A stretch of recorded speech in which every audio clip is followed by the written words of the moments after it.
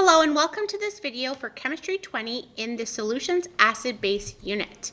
Today in this video we are going to look at calculating pH and talking about the pH scale.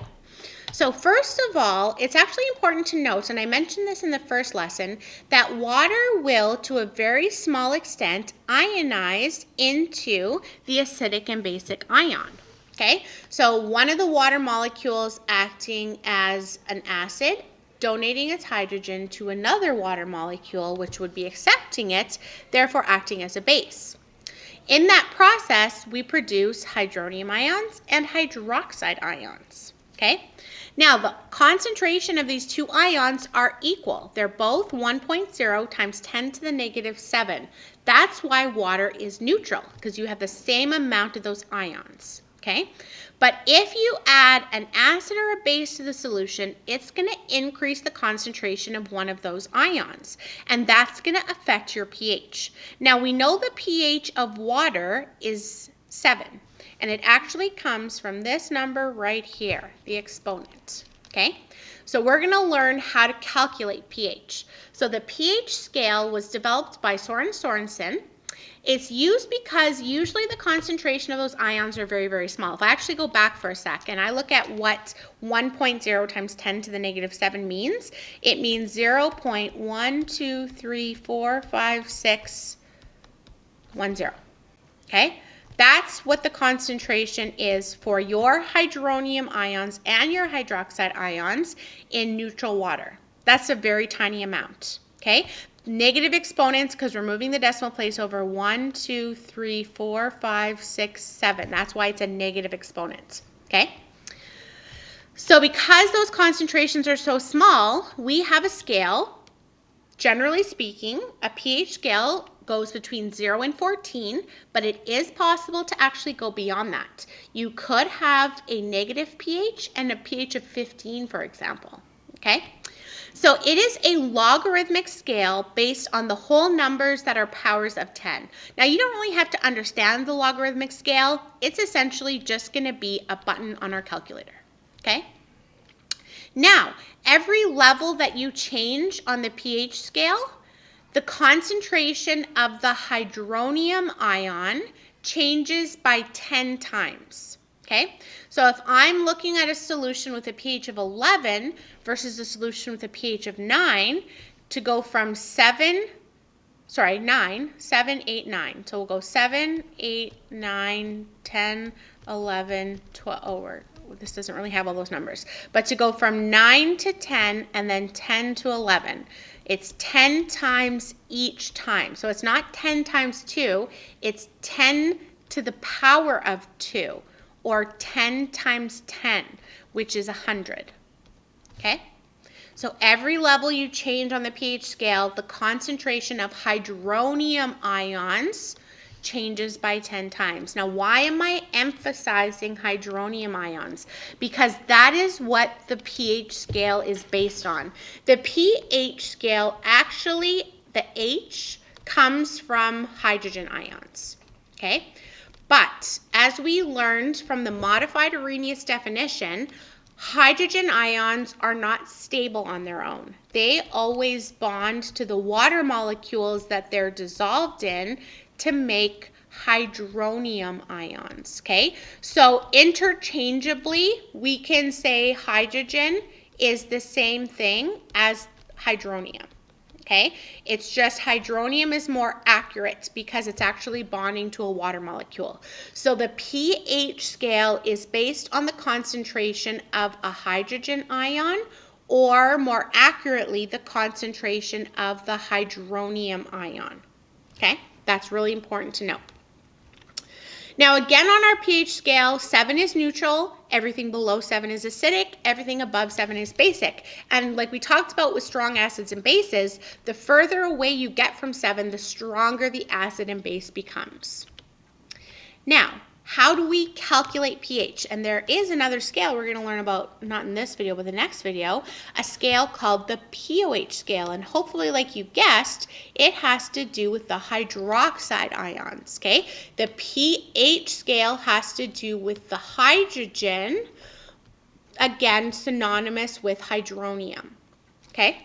So this is your formula for pH. Like I said, you don't have to understand logarithmic scales. It's a button on your calculator. You're going to hit the negative button first, not minus, the negative button. Make sure you can differentiate there. You're going to hit the log button on your calculator. So you need a calculator that has that log button on there. And then you're going to, in brackets, put the concentration of the hydronium ions. So the question is either going to give you the hydronium ions, or you're going to have to find them using the wanted over given formula that we learned in the solutions unit. Okay? Now, before we get into some examples, there is a new significant digit rule. This also is very important. Okay? pH, being a logarithmic scale, the only numbers that are significant in it are the numbers after the decimal place. Okay? The numbers significant in every other number that we calculate: concentration, mass, volume. The sig digs are always the total digits, excluding any leading zeros. If it's a decimal like 0.010, that would have two significant digits. The leading zeros don't count. Okay? So what this means is my total sig digs, or my total digits in my concentrations that I'm given, are going to equal only the decimal places in our pH. Okay, so for example, I have one total digit here, which means I'm going to put one digit after my decimal. Okay, if I actually put this in my calculator, I kind of did that quickly there. So in your calculator, again, you're going to hit the negative button, hit the log button, put 1 times 10 to the negative 10, and then hit enter. Okay? So negative log 1 times 10 to the power of negative 10 equals 10. But like I said, if I have one total digit in my concentration, I need therefore one decimal place in my pH. So you can pause this video and take a minute to practice those other calculations. We're given all the hydronium ion concentrations, so all you have to do is put them in the formula, again, negative log that concentration. Okay? So if we look at the second one, we have negative log 1.0 times 10 to the power of negative 2. We get an answer of 2, but I have two total digits here, so I need two decimal places, 2 digits after my decimal place. Okay? Total digits in concentration equals decimal places on the pH scale. Notice how there's also no units with the pH scale. It's just a value on the scale. Okay? If we try the next one, negative log 6.88 times 10 to the power of negative 3. I get an answer, a big long answer, and I'm going to have to cut it off and round it. Now I have 3 total digits, which means I need 3 decimal places. Okay? Total digits, decimal places. So it would be 162. I'm cutting off a 4 so it doesn't round the 2 up. And then my last one, I have 2 total digits, so I'm going to need 2 decimal places. Negative log 9.6 times 10 to the power of negative 6 equals 5 decimal. I'm going to put, again, 2 decimal places to match the 2 total digits. So that would be 0, 2. Because I'm cutting off, if you put this in your calculator, it was 5.0177, so on. I'm cutting it off there. I'm cutting a 7 off. If you cut something off that's 5 or more, it rounds the last digit that you're keeping up. Okay? Now let's look at a question where there's a little more involved. You are told that you have a 6.3 gram hydrogen nitrates being dissolved in 750 milliliters of water. What is the pH? Okay, So in order to find the pH, my formula is negative log concentration of hydronium ions. So I need to know the concentration of the hydronium ions. Now I am given the mass and the volume of a compound. This is an acidic compound because it starts with hydrogen. Okay? So in a pH calculation, when you're given a compound, if it is an acid, you always react it with water. Okay? Acids always react with water. And you're transferring your hydrogen from your acid to the water to form the hydronium ion, and the nitrate would be left on its own. Now I need to balance this equation. I have one of my compounds and one water molecule. All we've done is transferred the hydrogen to the water molecule. Everything stays balanced. But I still need to do this because I'm going to find the concentration of my compound first. So it is going to be my given, and I want to find the concentration of my ion because that's what I need, my hydronium ion. That's what I need to find pH. Okay? So we'll start by finding the concentration of our compound. We have a mass of 6.30 grams. Anytime you see mass, right away you want to think to yourself, I need to find molar mass so I can convert that into moles. We have one hydrogen, which is 1.01. We have one nitrogen, which is 14.01. And we have 3 oxygens, which are 16. So the molar mass of HNO3 is 63.02 grams per mole. Now I can find N by dividing those. Mass over molar mass, remember, N, where can I write this? N equals mass over molar mass. Okay?